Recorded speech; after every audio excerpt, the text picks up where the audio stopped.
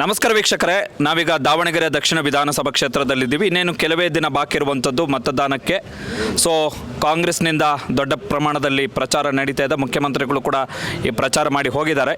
ಈಗ ನಮ್ಮ ಜೊತೆಗೆ ಶ್ರೀನಿವಾಸ ಮೂರ್ತಿ, ಕರ್ನಾಟಕ ಬ್ರಾಹ್ಮಣ ಮಂಡಳಿಯ ನಿರ್ದೇಶಕರು ಶ್ರೀನಿವಾಸ ಮೂರ್ತಿ ಅವರಿದ್ದಾರೆ. ಸರ್, ಹೇಗಿದೆ ಇಲ್ಲಿ ವಿಚಾರ ಮಾಡೋದೇನೇ ಇಲ್ಲ. ಕಾಂಗ್ರೆಸ್ ಪಕ್ಷ ಬಂದೇ ಬರುತ್ತೆ.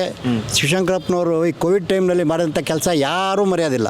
ಪ್ರತಿಯೊಂದು ಯಾವ ಜಾತಿ ಈ ಜಾತಿ ಯಾರು ನೋಡಿದೆ ಅವರೇ ಸರ್ಕಾರದ ದುಡ್ಡು ಬಯಸದೆ ಸ್ವಂತ ಹಣ ಕೋಟಿಗಟ್ಟಲೆ ಖರ್ಚು ಮಾಡಿ ಬೇಕಾದಷ್ಟು ಜನಕ್ಕೆ ಕೊರೋನಾ ವೈರಲ್ ಕೊಟ್ಟು ಭಾಳ ಜನಗಳಿಗೆ ಅವ್ರು ಅನುಕೂಲ ಮಾಡಿಕೊಟ್ಟಿದ್ದಾರೆ. ಅದೇ ರೀತಿ ಆ ದಕ್ಷಿಣ ಕ್ಷೇತ್ರದಲ್ಲಿ 6 ವರ್ಷದಿಂದ ಅವರಿಗೆ 6 ಟರ್ಮ್ ಗೆದ್ದರು. ಬೇಕಾದಂಗೆ ರಸ್ತೆ, ನೀರು, ಚರಂಡಿ ಏನು ದಿನ ಪ್ರಕಾರ ಏನು ಬೇಕೆಲ್ಲ ಮಾಡಿದ್ದಾರೆ. ಹಾಸ್ಪಿಟಲ್ಲು ಇದೆ, ಪ್ರತಿಯೊಂದು ಇದೆ, ಎಜುಕೇಷನ್ಗೆ ಏನು ಬೇಕು ಎಲ್ಲ ಸೌಲಭ್ಯ ದಾವಣಗೆರೆಗೆ ಮಾಡಿದ್ದಾರೆ. ಹಾಗಾಗಿ ಜಯ ನಿಶ್ಚಿತ, ಇದರಲ್ಲಿ ಅನುಮಾನನೇ ಇಲ್ಲ. ಸರ್, ಈಗ ದಾವಣಗೆರೆ ದಕ್ಷಿಣದಲ್ಲಿ ಓಡಾಡಿದಂಥ ಸಂದರ್ಭದಲ್ಲಿ ಜನಸಾಮಾನ್ಯವಾಗಿ ಶಾಮನೂರ್ ಅವರ ಬಗ್ಗೆ ಮಾತಾಡೋದಾದರೆ ಅವರ ಬಗ್ಗೆ ಹೇಳುವಂಥದ್ದು ಕೊಡುಗೈ ದಾನಿ ಅಂತ. ಮನೆಗೆ ಹೋದವರು ಯಾರು ಕೂಡ ಬರಿಗೈಯಲ್ಲಿ ಬಂದಿಲ್ಲ, ಮತ್ತು ಯಾರೇ ಹೋದರೂ ಕೂಡ ಕರೆದು ಕೇಳ್ತಾರೆ ಅಂಥೇಳಿ. ಸೊ ಅದು ಈಗ ಅದೆಲ್ಲವೂ ಕೂಡ ಈ ಎಲೆಕ್ಷನಲ್ಲಿ ಪ್ಲಸ್ ಆಗುತ್ತೆ ಸರ್? ಖಂಡಿತ ಆಗತ್ತೆ. ಅವ್ರ ಕೊಡುಗೈ ದಾನಿ ಒಂದೇ ಅಂತಲ್ಲ, ಎಲ್ಲ ಅವ್ರ ಮನೆಯಲ್ಲಿ ಮಲ್ಲಣ್ಣರಾಗಲಿ ಮೇಡಮ್ ಅವರಾಗಲಿ ಯಾರಾದರೂ ಅದೇ ಥರ ಇದ್ದಾರೆ. ಅವ್ರ ಫ್ಯಾಮಿಲಿನೇ ಕೊಡುಗೈ ದಾನಿ.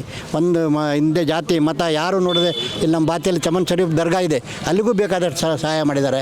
ಹಾಗಾಗಿ ಅವ್ರ ಬಗ್ಗೆ ಏನು ಹೇಳೋದೇ ಮಾತಿಲ್ಲ. ಖಂಡಿತವಾಗಿ ಶಿವಶಂಕರಪ್ಪರು ಇಲ್ಲದೇ ಇರ್ಬೋದು, ಅವ್ರ ಮೇಲಿಂದ ಆಶೀರ್ವಾದ ಮಾಡಿ ಮೊಮ್ಮಗನ ಗೆಲ್ಲಿಸ್ತಾರೆ. ಇದರಲ್ಲಿ ಸ್ವತಃಸಿದ್ಧ.